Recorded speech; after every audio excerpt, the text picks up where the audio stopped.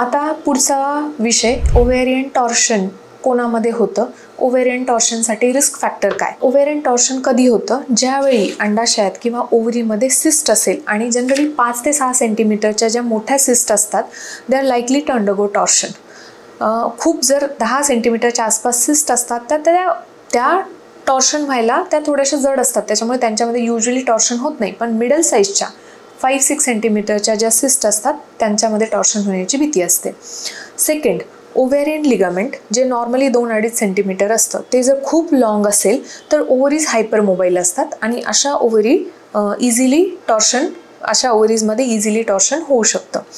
तिसरं, जर infertility treatment चालू असेल, हायपर स्टिम्युलेटेड ओव्हरीज म्हणजे इंजेक्शन्स दिलेले असतील किंवा मल्टिपल फॉलिकल्स वाढून किंवा IVFमध्ये ओव्हम पिकअप झाल्यानंतर ज्या हायपर स्टिम्युलेटेड बल्की ओव्हरीज असतात त्यांच्यामध्येही ओव्हेरियन टॉर्शनची रिस्क असते.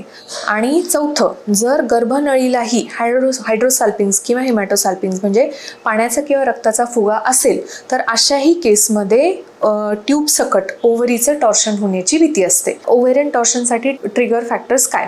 स्ट्रेनस एक्सरसाइज, खूप हेवी एक्सरसाइज, जम्पिंग, डान्सिंग किंवा इंटरकोर्स याच्या थ्रस्टमुळे ओव्हेरियन टॉर्शनची रिस्क वाढते. म्हणून ज्यावेळी IVFची ट्रीटमेंट चालू असते, हायपर स्टिम्युलेटेड ओव्हरीज असतात किंवा एखाद्या पेशंटला ओव्हेरियन सिस्ट आहे, हायड्रोसाल्पिंग्स, हिमॅटोसाल्पिंग्स आहे, तर अशा पेशंट्सला आम्ही ओव्हेरियन टॉर्शन टाळण्यासाठी strenuous exercise, jumping, dancing, intercourse या गोष्टी अवॉइड करायला सांगतो.